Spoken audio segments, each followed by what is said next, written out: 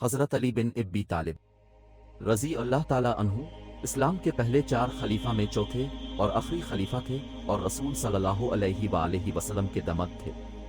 ان کا نام علی جو عظیم کا فوق العظمت کا معنی ہے، خود ایک علم ہے۔ علی رضی اللہ تعالیٰ عنہ نے بہت ہی جوانی میں اسلام قبول کیا اور حضرت محمد صلی اللہ علیہ وآلہ وسلم کے صحابہ میں شامل ہو گئے۔ انہیں بچپن سے ہی مولا یعنی معبود کہا جاتا تھا، جو حضرت محمد صلی اللہ علیہ وآلہ وسلم کی محبت اور تعلق کا نمایاں ثبوت ہے۔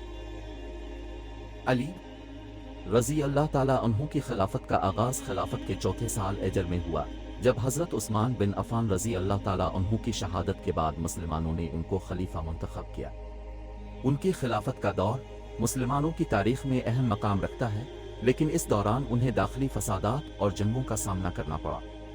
علی رضی اللہ تعالیٰ عنہ کی زندگی ایک عظیم اور متشدد حکومت، فکری تبادلے اور اہم فیصلوں کا دور تھا۔ ان کی جدوجہد، انصاف اور قضا صلاحیتوں کی پیشہ ورانہ تھی، جو اسلامی تاریخ میں ایک مثال ہے۔ انہیں علی کا لقب شیر خدا بھی دیا گیا، جو ان کی حکومت اور جدوجہد کی عظمت کو ظاہر کرتا ہے۔